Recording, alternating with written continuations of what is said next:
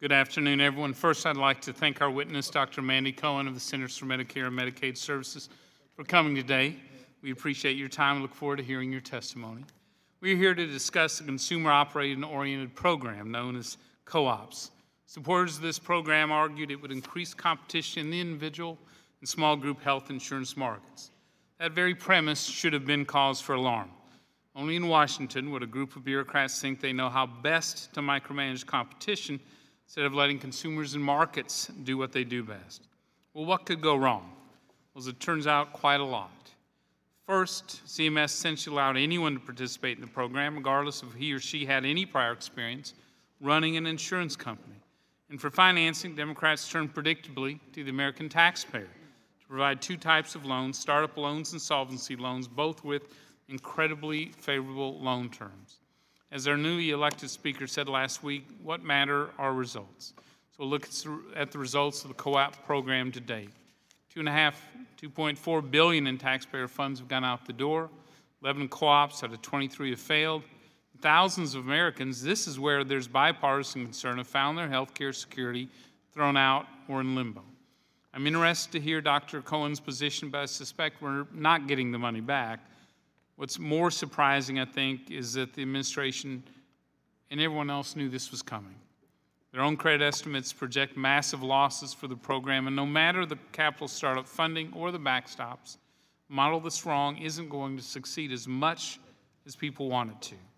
I'm not interested in blame. I'm interested in understanding how many of these programs are headed to failure, discussing where do we go from here, and figuring out how we're going to bring some stability to those families that have been affected.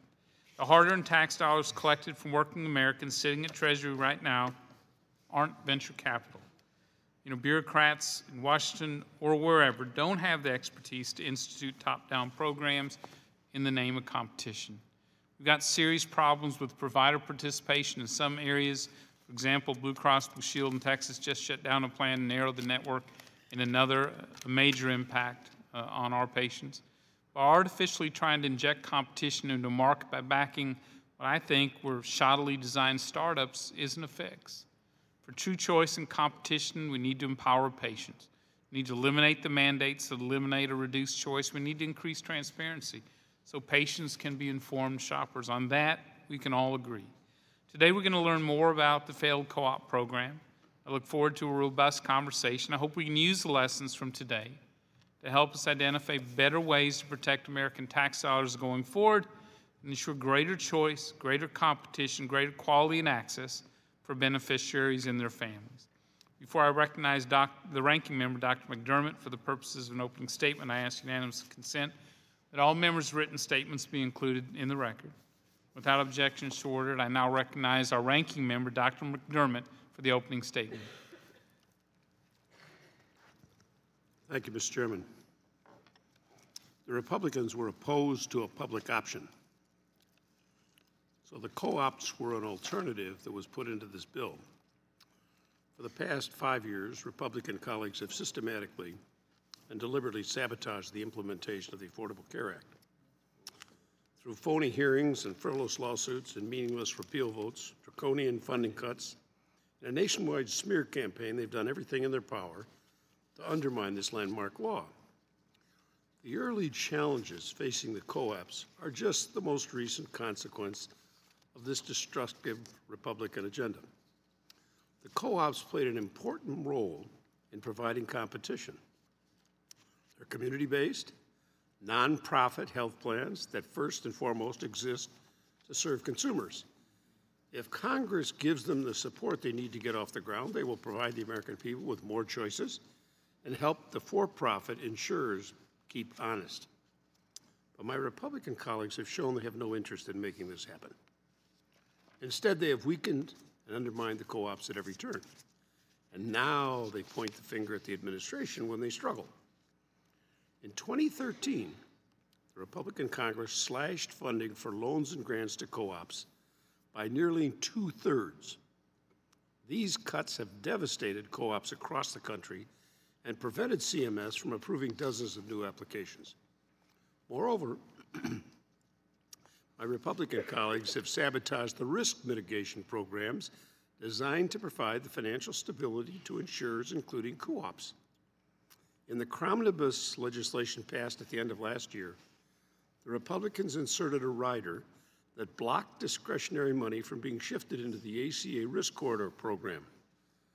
As a result, that program has been badly underfunded, and insurers across the country have received only 1/8 of what they expected. Many of the fledgling co-ops simply do not have the capital to absorb this unpredictability, which contributes to the futures we've been seeing, the failures. It is not a problem with co-ops, it's a direct consequence of Republican sabotage. When my colleagues continue to brazenly attack the Affordable Care Act, they refuse to put forward any constructive ideas. This is particularly ironic when it comes to risk management, risk mitigation, because based on their past behavior, they should know better. When the Congress enacted Medicare Part D, we created several risk mitigation programs that are very similar to the ones in the ACA.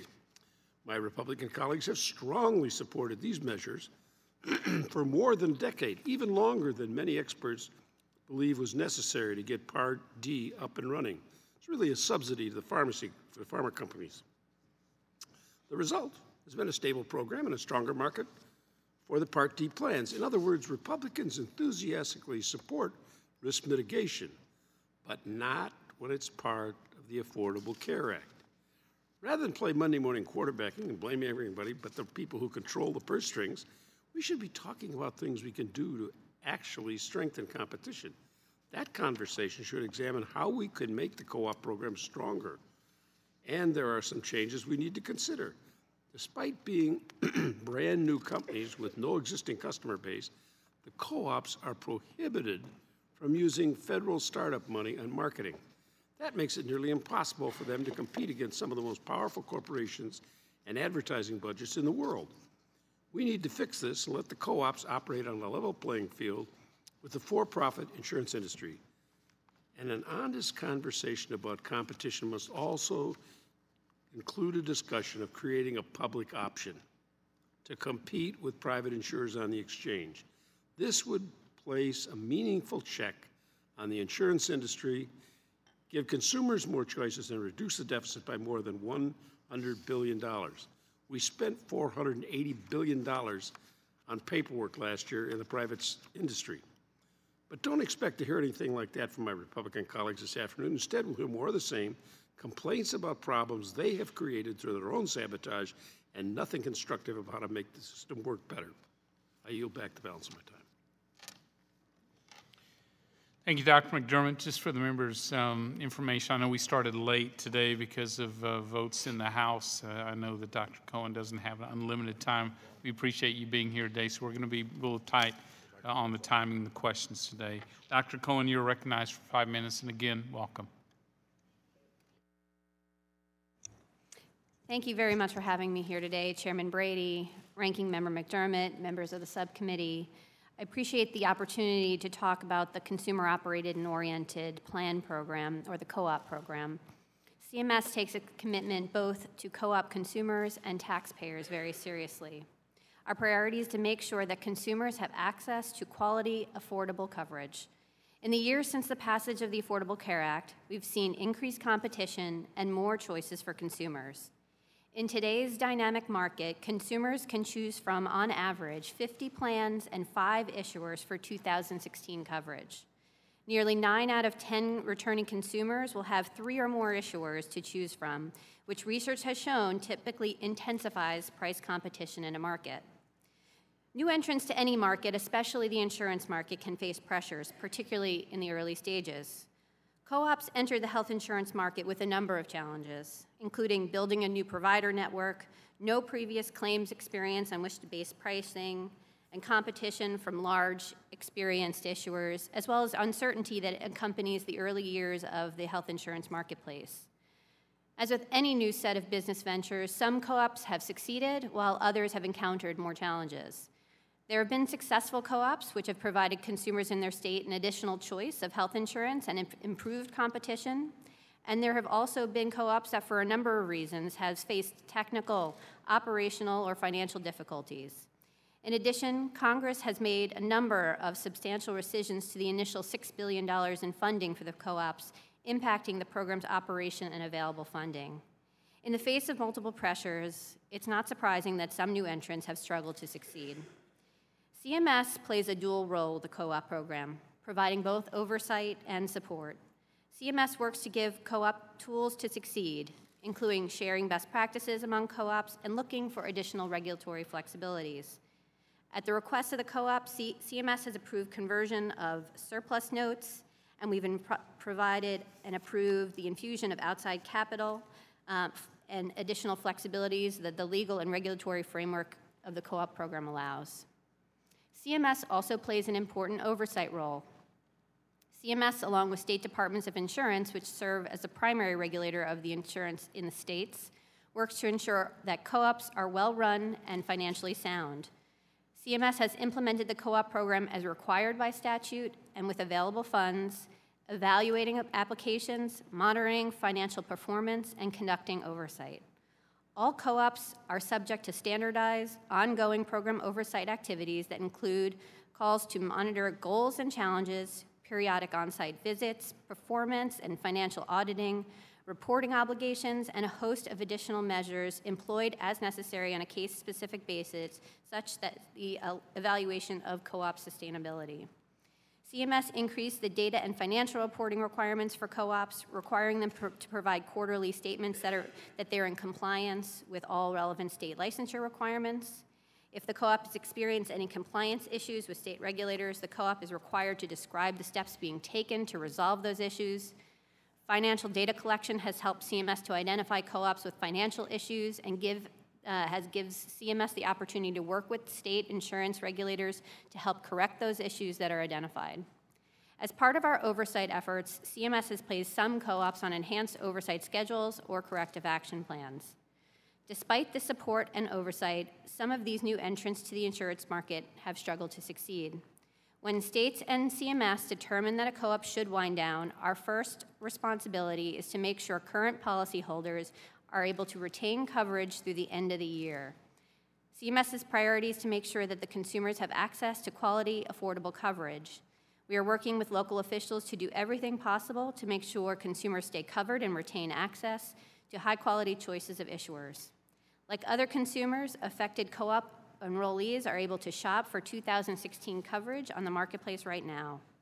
In 2016, nearly 8 in 10 returning marketplace consumers were able to buy a plan with premiums for less than $10 a month after tax credits.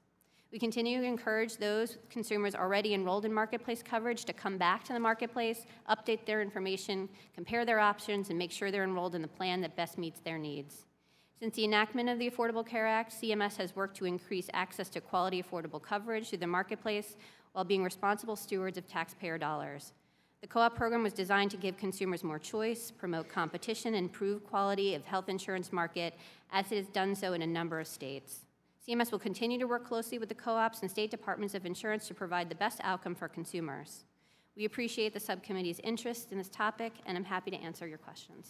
Thank you, Dr. Cohen. I think given the number of failures we've already seen and the predictions going forward, it's pretty clear to me the history of the co-ops is one of, I think, poor decision-making and failed execution. I'd like to start by asking about actions CMS is taking now with the remaining co-ops. We all know how insurance works. Insurers have to collect enough in premiums to cover what they expect to pay out in claims. That's why having well-funded reserves are so crucial. Insurance is a delicate balance between risk and capital. So if an insurer takes on too much risk, doesn't have enough capital, well, then they'll quickly become insolvent. So as part of the monitoring of the insurance market, regulators, as you made the point, keep a sharp eye on an insurer's ratio of risk-based capital. It's my understanding that CMS required the co-ops to have higher risk-based capital reserve than most states generally require of the insurers they monitor, which seems to me to be a good thing. Is that correct, Dr. Cohen? That is correct. As you know, that we have wanted to make sure that we're being good stewards of taxpayer dollars and wanting to be more conservative in these first few years. You know, I suspect CMS set the risk-based capital standard for co-ops at 500% because they knew New entrants were riskier than the other insurers they were competing with, and they institutionalized financial discipline among the startups. Again, this makes sense to me. Is that a fair characterization? That's accurate, yes. Okay. Regulators use a risk-based capital measure as an early warning sign of trouble. It's a sign an insurer is in need of monitoring. It's an important test to ensure plans are appropriately capitalized for the risks they've taken on. This helps ensure the right protections are in place for those who purchase the plans from the co-ops and for the tax dollars backing the co-op experiment. And this is why my question really is concerned about the startup conversion process. Media reports indicate CMS is allowing co-ops to move their startup loans, and let me underscore these are loans, from the liability side of the ledger where they belong to the equity side of the ledger. So Dr. Cohen, three fairly clear questions I think can be answered with a yes or no, all things being equal, without any material changes to the financial situation. A co-op that undergoes a startup conversion gets a boost of capital on their books. Is that right? On their books. So yes, and it's an accounting mechanism to create a liability into an asset. Yes, Yeah. that's And all things being equal, again, without any change in their financial situation, co-op that gets a startup conversion could go from failing your risk-based capital requirement to passing it. Is that correct? Because it increases the equity. The idea, again, yes, is to improve its capital position. And all things being equal, again, apples to apples, a co-op that gets a startup conversion could go from being in a position to undergo monitoring and enhanced oversight to one not being required to do so. Again, on paper, the equity looks stronger. Yes, that's accurate, and that's why we were careful to make sure we did this in coordination with the state departments of insurance. I think we share the concerns that you're articulating, and that's why we wanted to make sure the state regulators, who are the primary regulators in this space, we're supportive of this conversion. Sure. And so we would evaluate each one of these individually. They were based on the particular circumstances of that individual co-op.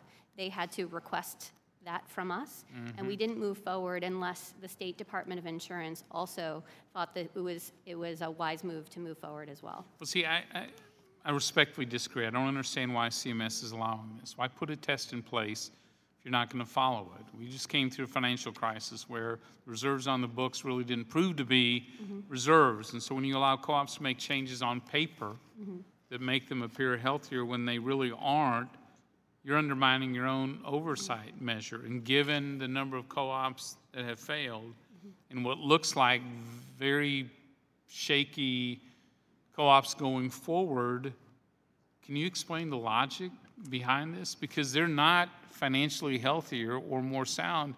They just took the loans they got and made it appear to be capital and equity. Right. No, Chairman, I appreciate the question. There are questions we made sure to ask ourselves, some tough questions about, is this the right thing for any one of these individual co-ops to make sure that improving their capital position with this conversion was the right thing, to make sure, again, our primary responsibility and our primary job is to make sure that the consumers of any one of these co-ops are protected.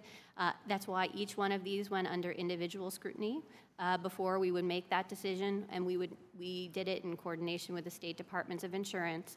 And again, there are a number of factors that went into that, and this is only one small slice of what would be their capitalized assets, but again, that's why we looked at each individual situation to understand whether or not it made sense for that co-op. Did that in coordination with the State Department of Insurance. I'll just say, I think you need to reverse it. This doesn't make sense. It doesn't give a true picture of the co-ops. Those who don't have the adequate reserves ought to be getting extremely high oversight and monitoring, because these are patients' lives on the lines. The disruption has already been large, and in states and the members on this dais who have had families, patients lose their care. And so going forward, it seems to me we ought to always be erring, on the side of accurate, honest bookkeeping for these co-ops. And again, thank you for being here today. Dr. McDermott, you're recognized. Thank you, Chairman. Dr. Cohen, In my opening statement, I suggested that the Republican Congress in 2013 slashed the funding for loans and grants by nearly 2/3. Is that correct? That's correct. We started with, when the Affordable Care Act was passed, it was around $6 billion. We have awarded about $2.5 billion, which was the remaining money that was left for the program after rescissions. So your chance of supporting these co-ops was cut by 2/3. That's correct. And then the risk mitigation, that is, you open the doors of your co-op and you look out there and 50 people come in. You don't know what they've got when they come in. You charge them a premium you think is the proper one, but you may have some very sick people. That correct? It's true. In the first years of the marketplace, there is a lot of uncertainty about the risk pool for any one of these co-ops. That's correct. So they had quite a challenge in terms of setting prices because they didn't know exactly who their population would be that they'd be covering. They were also building new provider networks and trying to arrange those contracts, obviously starting all of their back end. So a lot of work to be done to start a new insurance company in this space. And so like the drug companies, when they started on the Part D, they didn't know who they were going to get either. And we set up risk mitigation programs, correct? That's correct. If they cost more than they anticipated, we would support them at least to a certain extent to get through that. That's right. For the marketplace, we have three risk mitigation programs: a risk adjustment program, which allows folks to make sure that they're not cherry picking just the well folks, make sure that they're actually covering folks who need coverage that are sick; a reinsurance program that helps to cover the cost of high-cost enrollees; and then risk corridor program that really gets at that uncertainty about pricing. And all of those work in tandem with each other. And so it would be similar to that program in Part D that we put in with the co-ops.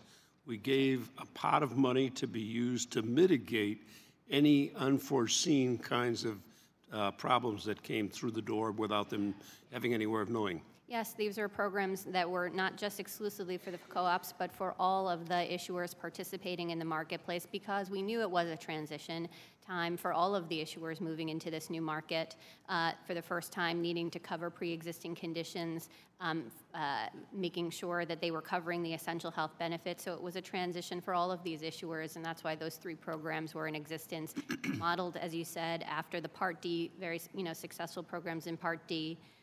They are meant to be temporary. At least two of the three are temporary, again, to get us through a transition period. When did the co-ops discover that they were only going to get 1/8, 12% of the money they expected? Was that 1st of October? Yes, that is correct, or end of September, correct. So when you looked at the books and what had been appropriated by the Republicans, you only had that amount of money, and you announced to them you're only going to get 1/8 of what you thought you were going to get.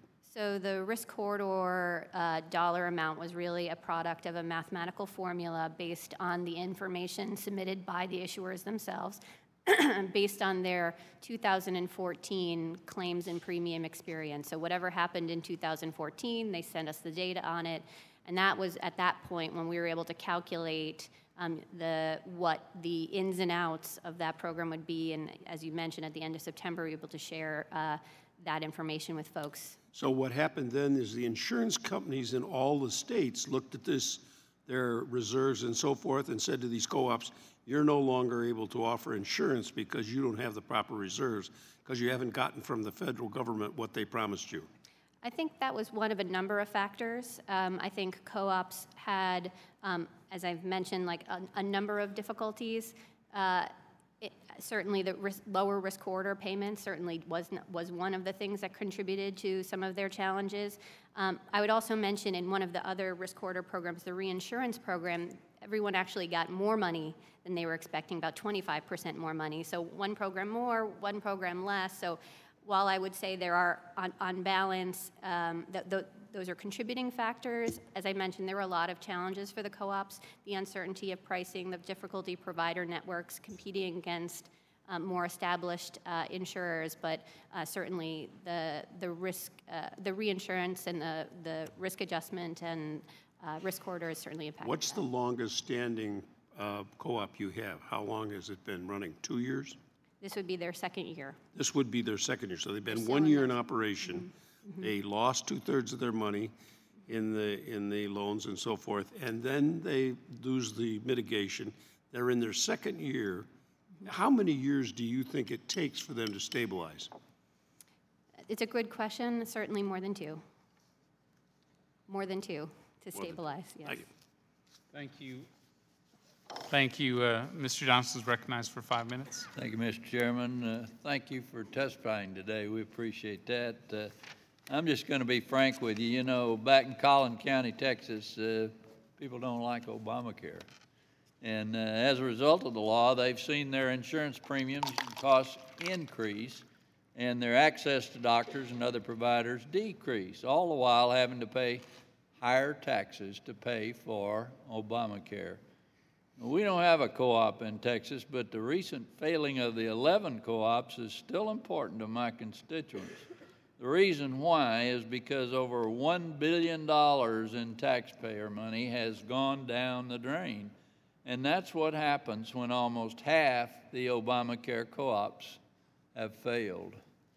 Dr. Cohen, it seems with so much taxpayer funding on the line, CMS should have been more proactive to ensure the solvency of these co-ops. In fact, Vermont refused to allow a co-op to set up shop because of unrealistic assumptions on rates, enrollment, and other key factors. So these co-op failures ought not to have been a surprise. My question for you is, when did CMS become aware that the co-ops were failing, and why didn't you do more to protect taxpayer dollars? So CMS has been doing oversight of the co-ops from the beginning of the program. As I mentioned, we're just in the second year of the program now, and we had been doing oversight over the course of the first year of business. But when did you figure out that they weren't going to make it? So there, as you mentioned, the state of Vermont even wasn't able to comply with state licensure and we didn't even allow them to move forward in that circumstance. So all along, there are guideposts and checkpoints that we make sure to look at oversight. If we feel like they're going beyond the guardrails that we set up, we enhance our oversight, put folks on enhanced oversight or corrective action plans.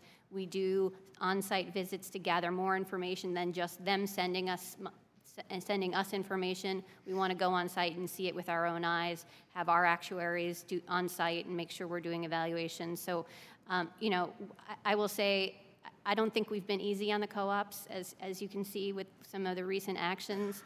We've taken our job as stewards of the taxpayer dollar very seriously. We've worked within the parameters of the statute and the existing funding, and you know, we'll continue to do that for the life of the program.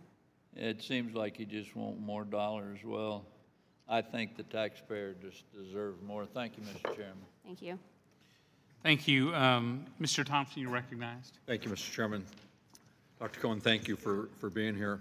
I can't help but chuckle that their side of the aisle cuts 2/3 of the funding, and they blame you for not having proper oversight to make sure these co-ops exist. I think that's it's an interesting tactic, but I don't think it's particularly accurate. Just as a bit of a refresher, can you just succinctly state the top 3 reasons why these co-ops failed? Why the co-ops failed? I think there were a number of reasons. It's a challenge to start an insurance company in this market. It's a challenge just to think about it without even having to start in a brand new market, which is what was created here. Whether it was building a provider network and not having the relationship with providers to get the best rates possible. I think the uncertainty, as mentioned by Congressman McDermott, the uncertainty of what the consumer would look like, how sick was that population, and thus how to set the proper pricing for that to cover their costs. And then I think obviously the lack of brand name. They're competing against big, experienced players with long relationships with their communities. So I mean, it was an uphill challenge from the beginning. Obviously, some co-ops have risen to that challenge and have been very successful and are expanding into new markets and giving consumers new options. And had the money been there, the $6 billion that was in the original bill, would that have mitigated many of those problems? Obviously, we know that these entities in early years, that it's a challenge to maintain their solvency, and additional money would have certainly gone a long way to making sure they were able to cover a lot of their claims costs, figure out some of those uncertainties, and chart a course for long-term sustainability and ultimately paying back the loans that we gave them. And I don't want to sound like an apologist for the co-ops. I was never a fan. But to reiterate what the ranking member said, this was the option that we had. What most of us wanted was the public option. And that would have provided the competition needed to really make the private insurers perform to a greater degree. But when that option was taken away, this was kind of the fallback. And I think it's important to state that. And then when you take the money out that was put in to make the fallback work, it seems near impossible. I'm surprised that any of them are still going. In your oversight role, have you seen consumers and providers that value this co-op local option? Absolutely. Not only do we hear from individual consumers, I had the opportunity to meet with some of the co-ops that are expanding and are thriving, and about some of the creative and innovative work that they are doing for their consumers, whether it's targeting diabetic populations and making sure they have intensive care management. As a physician, those are exciting and innovative ways to think about caring for a tough disease. So again, they were designed as a nonprofit entity that's really connected to the community with consumers on their board, driving decisions about the entity, and really trying to create benefits that are really tailored very closely to what the community needs. And so I think that there's a lot of great things that the co-ops are doing in that space, and the ones that are succeeding and are able to sort of get through this period of uncertainty, I think there's a lot of benefit they can bring. Well, getting back to where the chairman said he wanted to go, and when he started the hearing, is to figure out where the problems are and make it work. How would you suggest that we as members of Congress support these local options and make sure that they work and deliver to our constituents? So I think, as you know, on Sunday we started the next open enrollment period, and we're in it right now. So what I would hope all members are doing is educating customers and consumers that are in co-ops, that are not, about their options on healthcare.gov. If they're in federal facilitated marketplace states, make sure that they know if they go and shop that they can even save even more money. We did some analysis to show that if you can go back, you can actually save more money than they already are.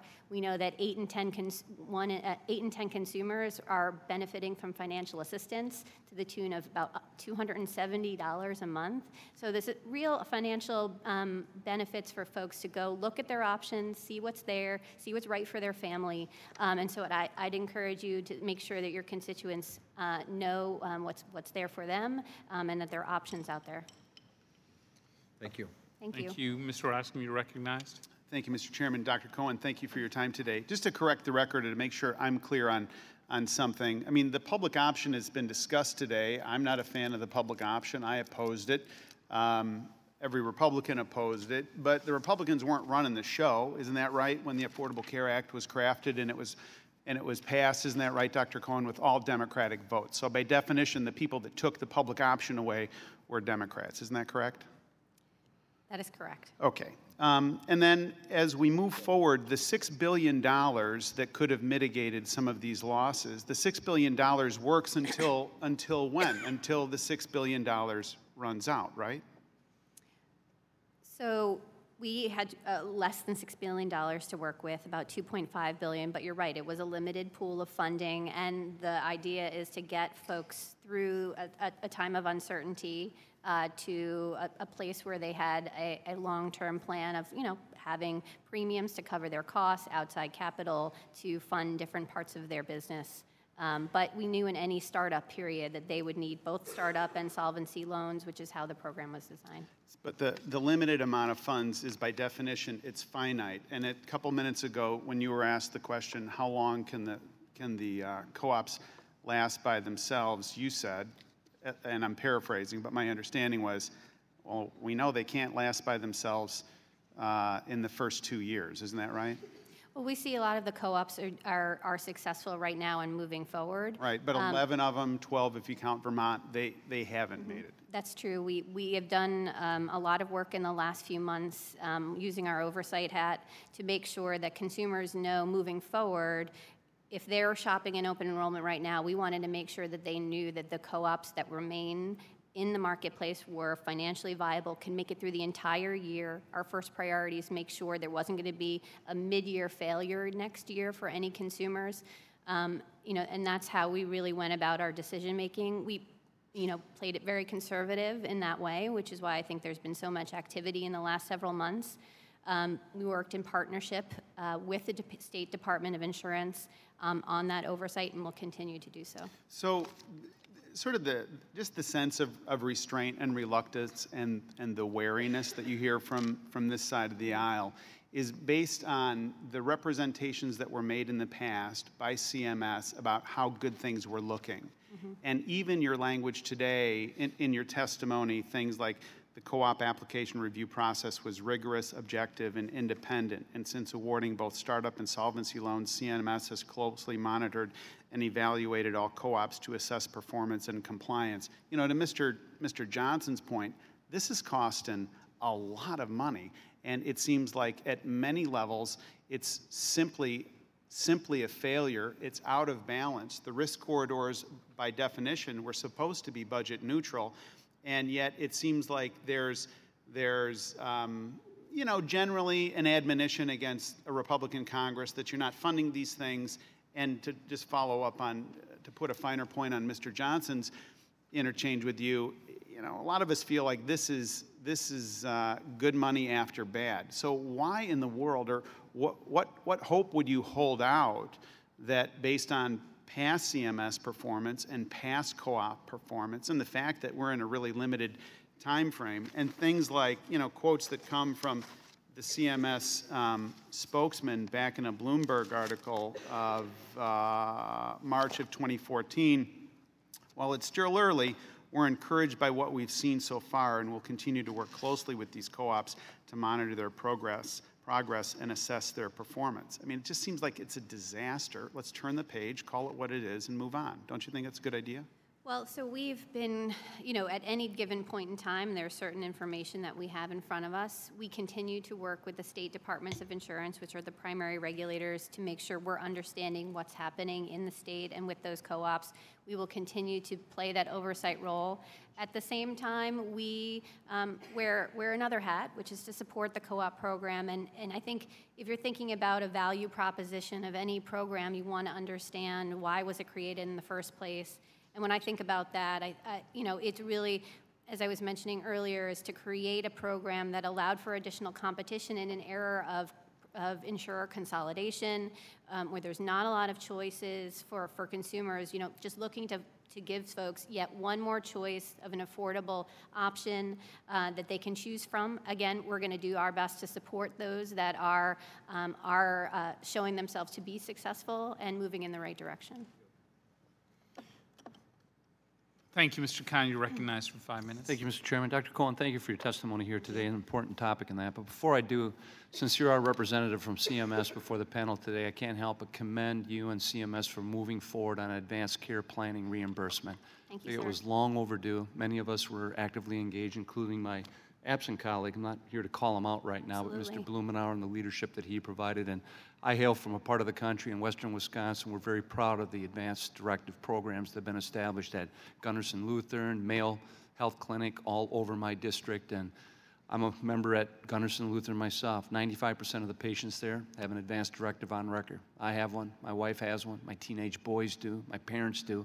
And what a relief that is, that they're respecting our decisions when it comes to end-of-life care planning.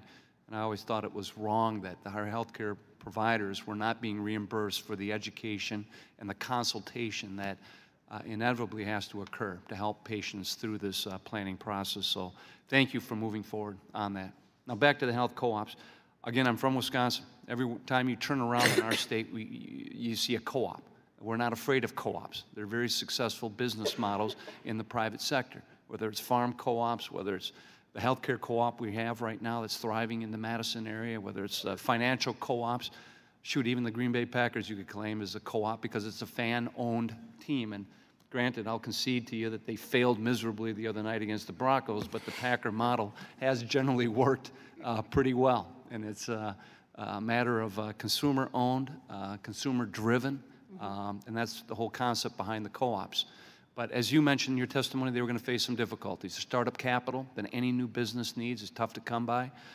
Making sure you get the risk accord or the risk management done the right way. And that's my question to you, is for any insurance company, whether it's a nonprofit co-op or a private or large or small, if you don't get the right blend of customers in there, from older to younger and healthier, it's going to be very tough to stay in this very a difficult business. Are we doing enough in order to attract especially the younger, healthier people into the co-ops or into the exchanges or what have you? Or is there a lot more work that we need to do in order to spread that risk, have a better chance of managing it? Very much agree that it's very important to make sure that we are getting a risk pool that can manage the different types of risk of the different patients across it, and that's why we target most of our outreach to the 18 to 35-year-old population, most of whom don't realize the financial assistance that's available. They think healthcare is something that's unattainable. They also think that they're never going to get hurt, break an arm, get in a car accident, get an unfortunate disease at a younger age. So we've been doing a ton of work with the 18 to 35-year-old population. All of our marketing efforts are targeted in that space. And so we continue to do that and make sure that we're... I'm sure the co-ops are probably experiencing the same challenge of trying to attract that risk pool that can make it work and viable for them.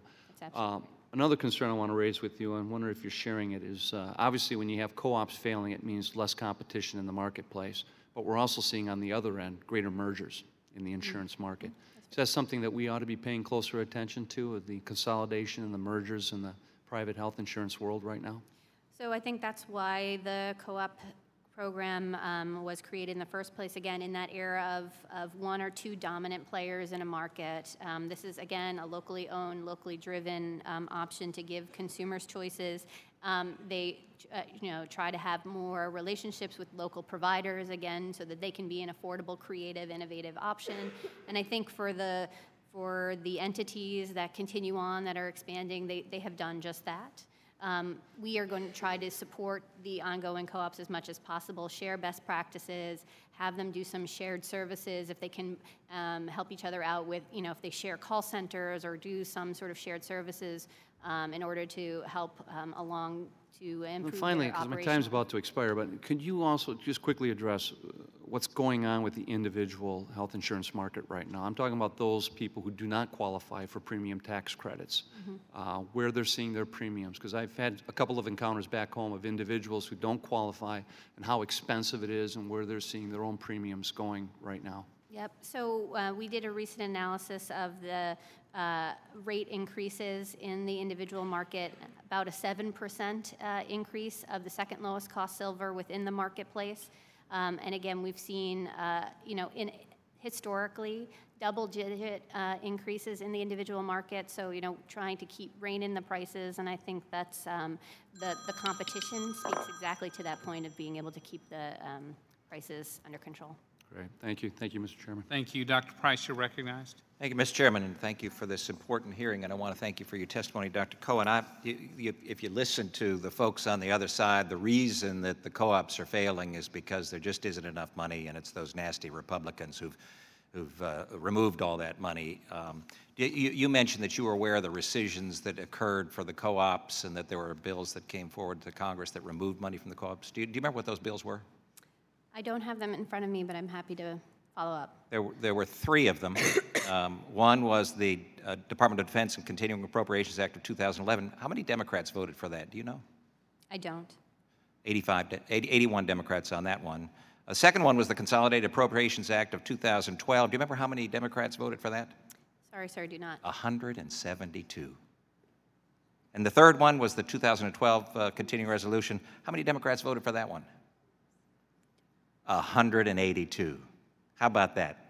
So the fact is that the co-ops haven't failed because they haven't had enough money. The co-ops have failed because we've got people who don't know how to run insurance companies running insurance companies and not able to respond to individuals.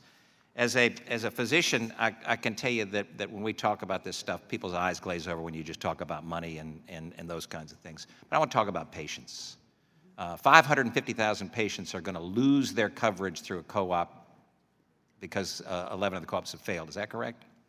Well, we're working very hard to make sure that consumers have But 550,000 patients are going to lose their coverage, correct? That's not correct. They're going to have the opportunity to shop during this open enrollment period and can transition. Are they going to be able to stay in the insurance coverage in the co-op that they had? The co-op will end, but they will have the opportunity. Co-op will end. That's the point. So if you like your doctor in that co-op, you may or may not be able to keep that doctor, right? He or she may not be in the next plan that you're signing up for. Is that correct? That's right. They'll need to go to healthcare.gov and look at their options and see what their whether or not their provider is covered. Let me talk about a couple specific challenges that patients have. The individual mandate, which would have been complied with because of the co-op, does that mean that the individual doesn't have to become subject to the individual mandate depending on where he or she is able to get coverage? So our goal has always been for coverage, and these folks are clearly, saying, I want coverage, and I think we're going to. The question is whether or not they still have to comply with the individual mandate, even though they've already fulfilled that. So they have fulfilled it, and so the mandate says you need to have coverage for at least 9 months of the year. So at this point, they'll have coverage for at least 9 months of the year. There's some co-ops that failed not going through 9 months. Isn't that correct?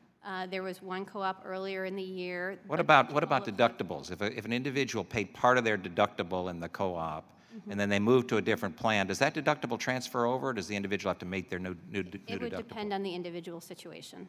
Fact is that it's not likely that the deductible will be accepted by the next insurance company. Isn't that correct? So we're making sure that folks have coverage through the end of the year, which is why it's very important that we did our work now to make sure that there are no mid-year closures, so that more money is going to come out of pockets and more difficult access to care. I've got just a few minutes left.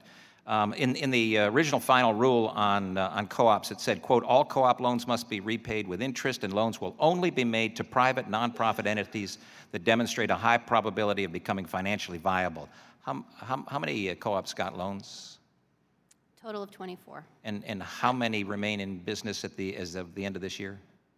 At the end of this year, we'll have 11. At the end of this year, you'll have 11. That's right. Which means that 13, I think it's 11 that are closing, correct?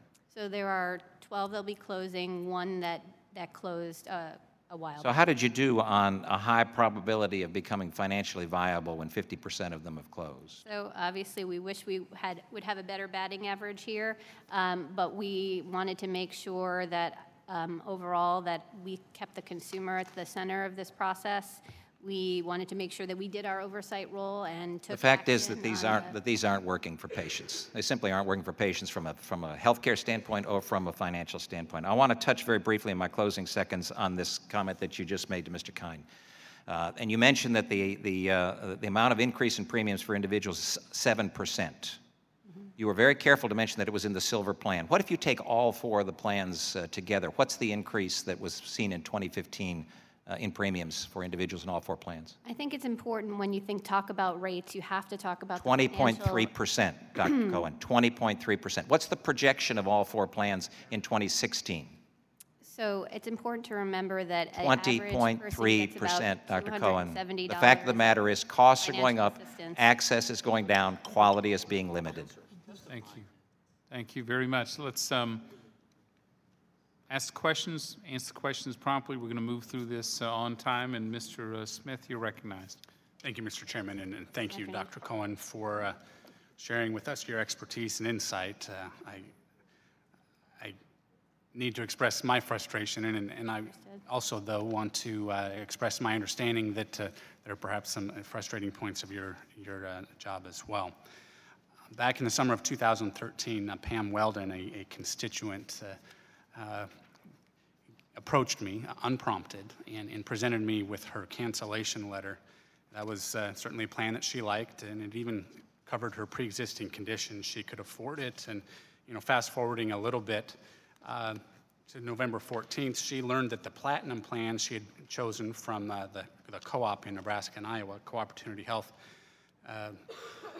she had chosen to replace the first plan she lost was being discontinued. She would again have to choose a new plan. Then she learned at the beginning of 2015 that Co-Opportunity Health would be going out of business, forcing her to again find a new plan. I have a letter here, and I would ask unanimous consent for submitting Pam Weldon's letter into the record. Without objection. This may be our first hearing dedicated to the topic, but certainly Nebraskans have been living with this failed co-op for nearly a year. And I've asked several questions of the department, of HHS. I spoke and wrote to Secretary Burwell, and actually I am awaiting more answers, certainly more solid answers, and I would like to submit for the record the letter that I sent Secretary Burwell in January.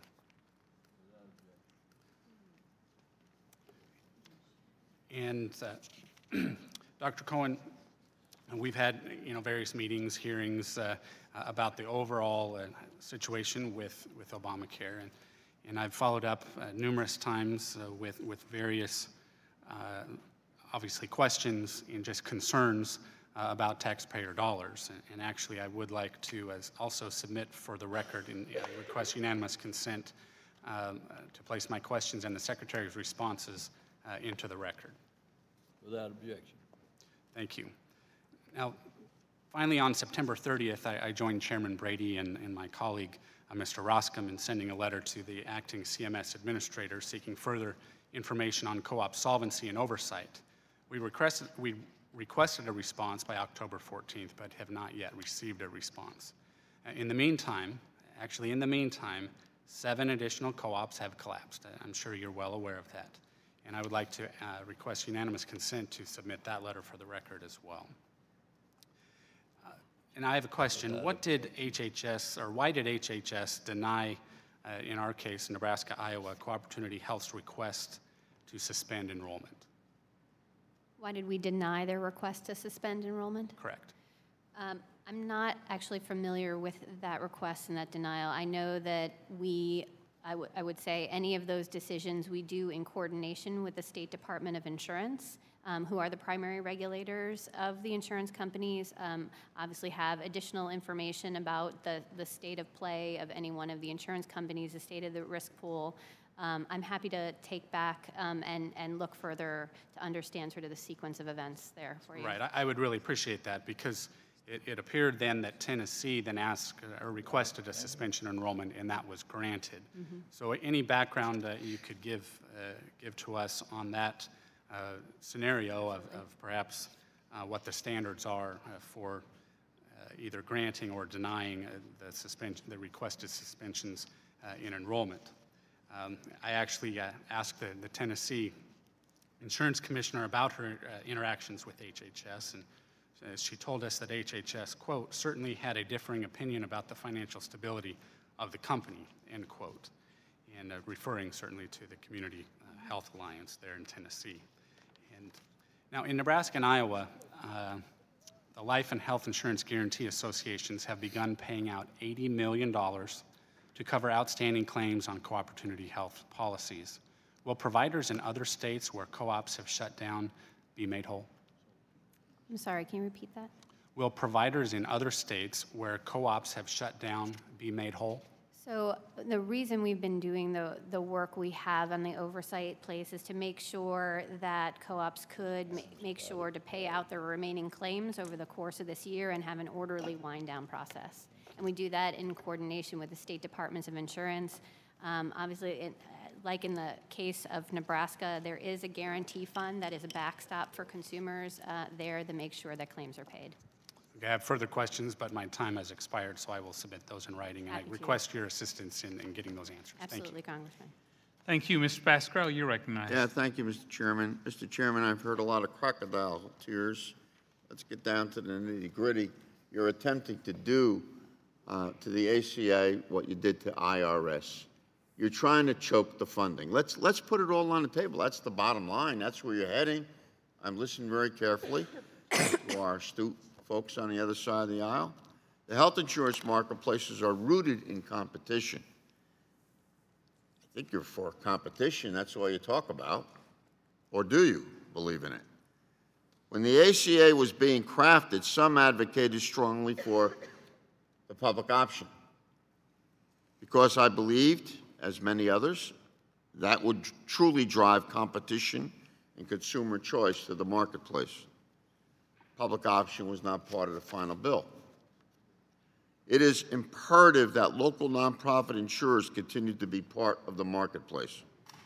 In the state of New Jersey, our co-op, Health Republic of New Jersey, that's the name of the co-op, offers 17 plans on the marketplace in 2016.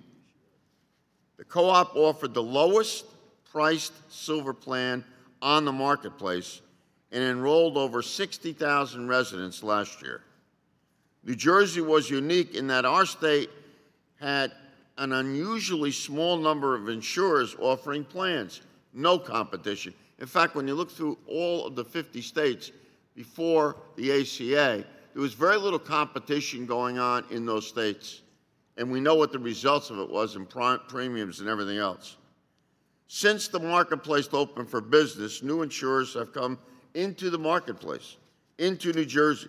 5 insurers are now offering a total of 59 plans for 2016. And premium increases have been much lower than the average. So I got some questions, Dr. Cohen. I'm not the Grand Inquisitor, so I come as a friend. Can you discuss what we have seen on a national scale with respect to competition and choice in the health insurance marketplaces? Yes, thank you. For the coming 2016 year, we recently released information about what consumers can experience now if they go to healthcare.gov in the federally facilitated marketplace states. And the average consumer can choose amongst 50 plans and 5 issuers. And 90% of folks are looking at 3 or more issuers to choose from.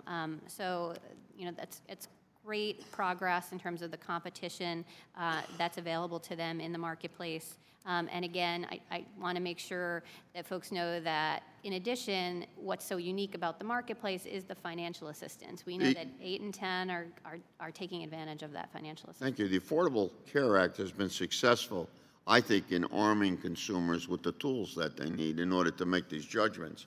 Want people to go on there, want people to study these different plans because my needs are different than your needs, et cetera.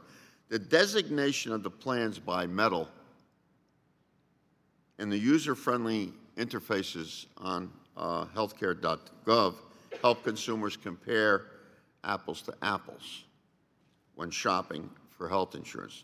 Dr. Cohen, during the open enrollment period, which just started, consumers will be able to do more than compare coverage and premiums between different plans. Healthcare.gov now has a feature that helps people understand out-of-pocket costs. Very concerned about out-of-pocket costs. Can you tell us a little bit about how that works and how you think it's going to improve the situation? Yes, absolutely. We share your concern about out-of-pocket costs because it's not just the premium per month that people are paying, but it is that total out-of-pocket cost. You think most people understand that when they go to compare? We know that it's a challenge. Well, why aren't we telling people? Why are not we educating Actually, people? when you go to the healthcare.gov site, it actually walks you through the definition, premium, deductible, out-of-pocket costs. And now, for the first time in this open enrollment season, we have an out-of-pocket cost calculator. It tries to ask you a few simple questions about you, your family. Are you a high utilizer of healthcare? Do you have a chronic illness? Do you take prescription drugs ongoing? Or are you, if something bad happens, you use the doctor, and it helps you understand what type of product might be the best fit for your family. Every state had the ability to get money from the federal government to educate the public about these changes that have been going on over the past several years. Our state of New Jersey chose the governor. Can I finish my sentence, Mr. Chairman? Yes, sir. Thank you. My state of New Jersey, the governor of that state chose not to take this $7.5 million, which what it was in New Jersey, to help educate the public. On every turn, My friends on the other side of the aisle and their counterparts in the state governments have tried to close down the ACA. For the record. Thank you, Mr. The gentleman's Chairman. time has expired. Thank you. Ms. Jenkins, you're recognized. Thank you, Mr. Chairman, and thank you, Dr. Cohen, for being here with us today. Thank you. The recent developments and failings of Obamacare's co-op program are extremely disconcerting to me and should be for all Americans. Hard-earned taxpayer money has once again been wasted, with now almost half of all the co-ops resulting in failure. And according to the Office of Inspector General, many more co-ops remain at risk of shutting down. This is not only a disaster for all of Americans who have lost their health insurance plan, but also for the American taxpayer. Billions of dollars of taxpayer funding has been wasted. Hard-earned taxpayer dollars were wasted on a program that was improperly designed at the most fundamental level. This is exactly the sort of thing that I and so many others warned about during the debate on Obamacare. When the government gets so deeply entangled in the private sector, things go badly. Now we must seek to understand what led to the massive failure and what, if anything, we can do moving forward to avoid this situation in the future. Dr. Cohen, CMS, joined by state regulators, allowed certain co-ops to reclassify their startup loans as surplus notes, as the chairman noted. This means that co-ops would be able to categorize these loans as equity rather than as liability on their balance sheet, essentially allowing some co-ops to appear to satisfy CMS's 500% risk-based capital requirement. Of course, the truth is the underlying economic substance of the co-op has not changed. This is basically an accounting trick. Can you tell us and give us any idea how popular this shell game is with the remaining co-ops? So how many states applied for a startup conversion? So I want to make sure to let you know that we share your concern about being good stewards of taxpayer dollars. We're going to use every tool at our disposal to make sure that any funds that can be recovered back for the taxpayer will be for this program. On this question in particular about the conversion that we were talking about, we look at those on an individual case-by-case basis, as I was mentioning. We do that in coordination with the state departments of insurance and then make a decision about whether or not that is the appropriate thing to move forward in that position. I believe we've done that for 7 of the co-ops. Do you know which states? I have that, I'm sure, in my many. I'm happy to search through and give you the list now, or I'm happy to follow up if that's helpful. Okay, if you can put your finger on it relatively quickly. If not, we can, if you'd get that to the committee. 7 that have gotten the conversion, here I have it. Arizona, Michigan, Oregon, Colorado, New Mexico, Connecticut, and Wisconsin. Okay, how many states were granted a startup conversion? Those are the 7 that were granted the conversion. So all 7 of those states were granted? That's right. How many states have applications for a startup conversion pending? We have a number pending. I don't know the exact number that are pending. Can you get those to us, and which states are pending? I will see what I could do and follow up. I know that there is market sensitivity about sharing. Once it's done, I'm able to share that information, which is why I can share who has already been approved. While it's in consideration, there are market sensitivities, but I will happy for our staff to work with yours to see what we can provide. Okay, how many were rejected for a startup conversion? Same thing. I know there's some market sensitivities around it, but I will see what we can do in terms of providing that information. I know I'm allowed to, which is I have in front of me, I'm allowed to share those that we have approved, but I'll get back to you about the. Okay, do you know how many of the remaining co-ops would have failed the risk-based capital test but for their participation in the startup conversion process? I don't know the answer to that question. Okay, can you try to get us, okay, what specific monitoring and oversight activities has CMS conducted for those specific co-ops that would not have met the risk-based capital test without the startup conversion process? So we do, obviously we do a number of oversight activities, as I was reading off a litany before, whether it's on-site visits and the increased reporting. But what I would say is that we do that in partnership with the state DOIs. They're really the folks that day to day are managing the health of these insurance companies and making sure they're operating within the parameters of the state.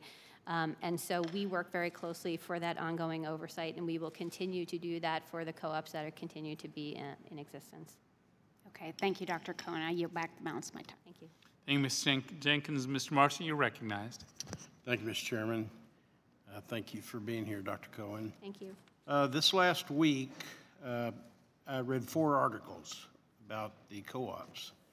The first one was in the New York Times. The headline was Healthcare Co-op Closings Narrow Consumer Choices. Not exactly a right-wing institution. Bloomberg Business, Your Health Plan Will Now Destruct, was the headline. Newsweek, The Calamitous Collapse of the Obamacare Co-ops. Again, not a right-wing organization.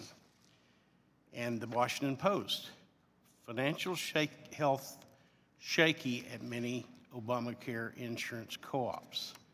So do these articles make a fair representation of the status of what's going on with the co-op program?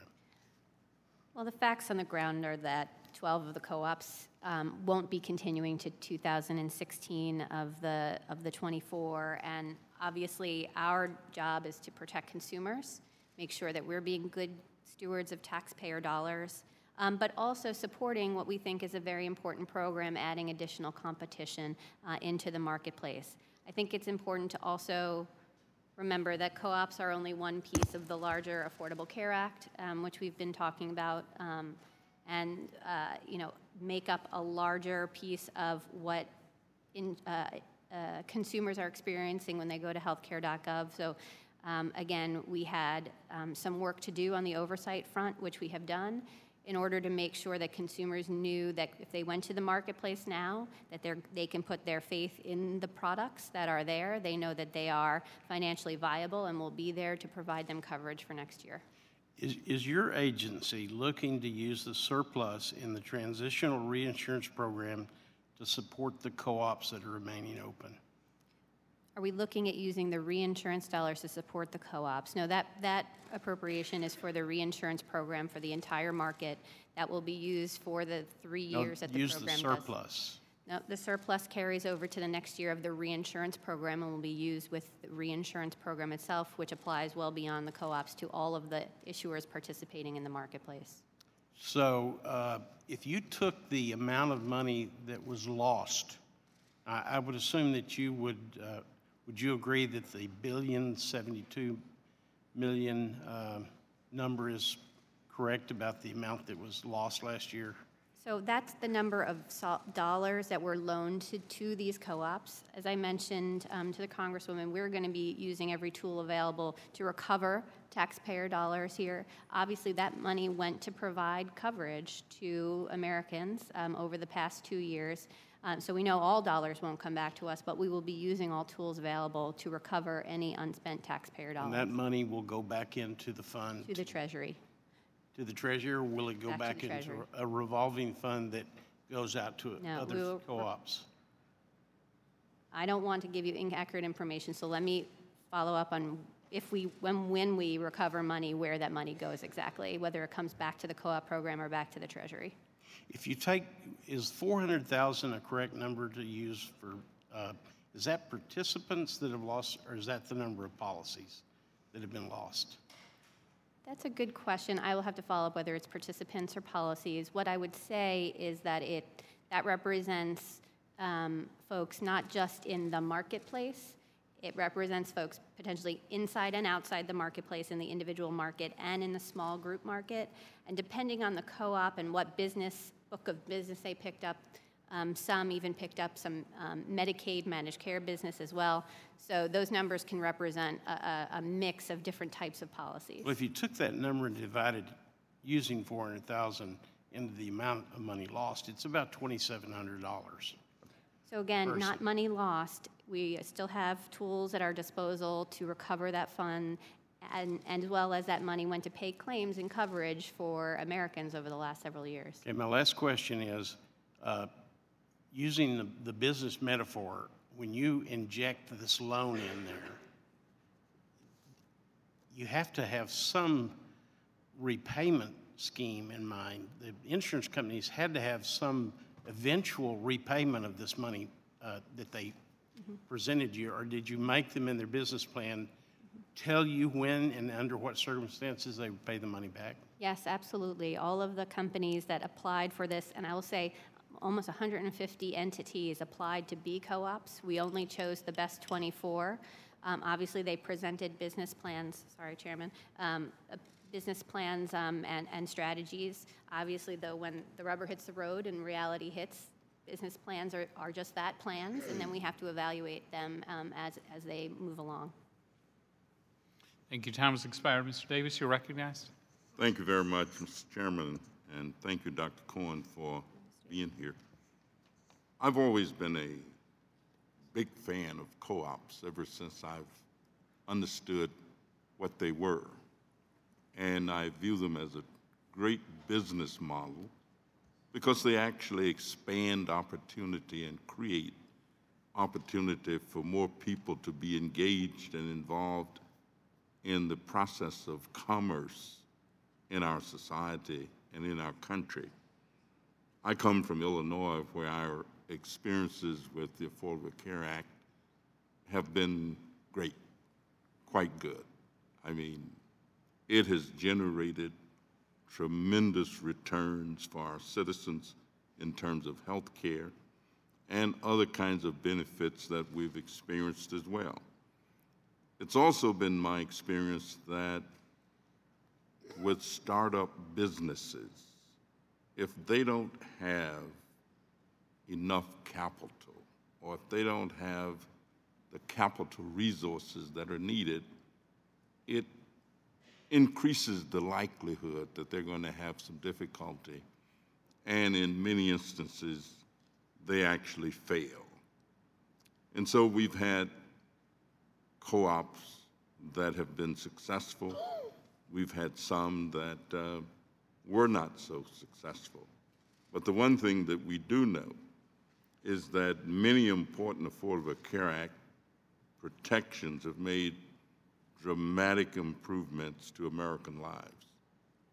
These include a prohibition on health insurers denying coverage for children with pre-existing conditions. The administration estimates that 17.6 million children are no longer denied coverage by insurers because of an illness. Additionally, 105 million Americans have had lifetime coverage limits eliminated. You obviously travel throughout the country, and I suspect that you've met a lot of people from all political parties who are benefiting from these protections. What do people tell you about the Affordable Care Act and how it has helped them? And what would happen to these people if my Republican colleagues got their way and were able to actually dismantle this law and these programs? So it's interesting, once we get outside of our world here at CMS and are able to interact with folks who are benefiting from the new options of coverage and taking advantage of the tax credits. It isn't about politics for them. It's really about what's right for their family, and that for the first time they're able to compare choices and find something that's affordable for them. I think poignant in my mind were some particular parents who were able to start their own new business. They had wanted to for a long time, had been thinking about it, but because one of their young children had a severe illness, they worried about what coverage would look like for them on the individual market, and so stayed with the job they had, which they were lucky enough to have, but what the Affordable Care Act gave them was that freedom and flexibility to start the new business and find coverage that worked for them and for their children. And that's what we hear about every day, whether it's coverage for someone who has a pre-existing condition or just thought it was out of reach for them, a young person who goes and gets one of their preventative care visits and realizes they had high blood pressure. And as a physician, I'm like, great, get on your ACE inhibitor or your now so that they prevent problems well into the future. So those are the kinds of success stories, small, each build up to something really great. Well, thank you very much, and I think that they would say the risk that we take is worth, even if there are some instances where we're not exactly as successful, but they're in much better shape than they were before the ACA was passed. Thank you, Mr. Chairman.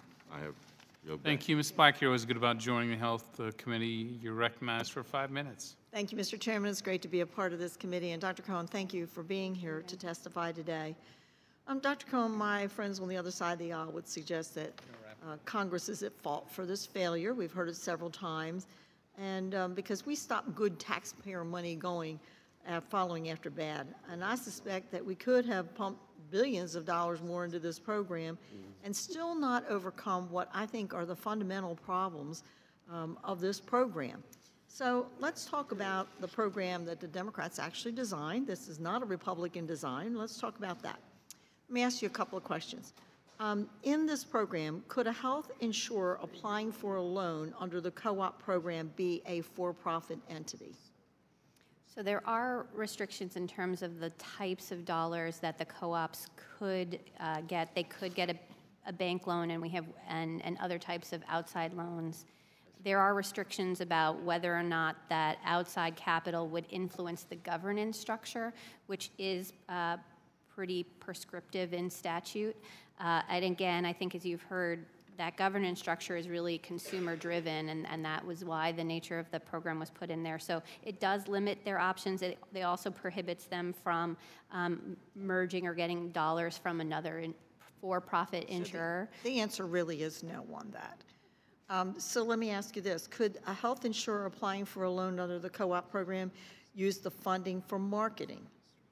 So they are not allowed to use their dollars for marketing. What I would say is that one of the things really the Affordable Care Act does, and healthcare.gov in particular, it allows for co-ops to be listed side by side of some of the very much more established plans, and so they can compete on price and benefits, which is what the co-ops are. In fact, what happened in the state of Tennessee is we had our co-op could not market, so what they were doing is giving free cell phones, and they were stopped by our commissioner as a result of that. Could a health insurer applying for the loan under the co-op program be one that actually operated as a health insurer prior to the law's passage? There are some restrictions about getting funding from current insurers. I would have to look back if there is a statute of limitations of how long ago they were an insurer, et cetera, about getting the funding. Essentially, the answer is no. So here is the situation. The American taxpayer has invested $2.4 billion, and this is taxpayer money, into a group of folks who never operated an insurance company before, never made any money at it, and in your testimony, you also answered a question to say they had no previous claims experience, which was a problem, and they couldn't advertise their product to potential customers. It seems like it's awfully difficult, given those circumstances, that there are some really fundamental problems with the program to begin with. You're an internist, is that correct? That's right, ma'am. Have you practiced in private practice? I have not practiced in private practice. Oh, you have not. Okay, well, I would just set forward this scenario in real life because I have worked with physicians who have practiced in private practice, and I know how important it is to have a business manager operating their particular office. So let's just say they hired someone that said, oh, by the way, I've never operated a physician's office, and I've never made any money at it. I had no experience in previous claims, and I'm not going to advertise. Do you think that office could be successful with that business manager being in charge? What I think is important to step back and recognize about the co-op program is that they were designed specifically to have a governance board that was consumer-driven. I think that was the heart of it. I think you had some of the other colleagues mention that this is not unique to the healthcare space. Okay, just real quickly, because I'm going to run out of time here, I do want to ask a question about what you expect to recover. Do you all have a number that you expect to recover? So it's, we're doing the work right now with the co-ops. As you know, the recent announcements, they're still winding down over the course of this year. As I mentioned, we take taxpayer dollar stewardship very seriously. But you don't have a number that you anticipate at this point in time. And I just may close by saying the reason why co-ops work in other situations, and I like them, we have farmers co-ops, we've got electric co-ops, we have other utility co-ops, and the reason why they work is because everybody in it has skin in the game. It's not taxpayer dollars. It doesn't come from some dropping of dollars out of the sky. It works because everybody that's in it has something in the skin of the game.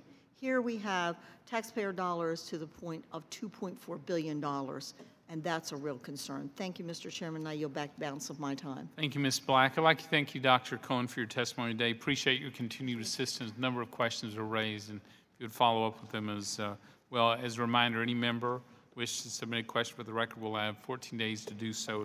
If any of them do, please respond in writing in a timely manner. Again, thank you very much for being here today. With that, committee is adjourned. Thank you.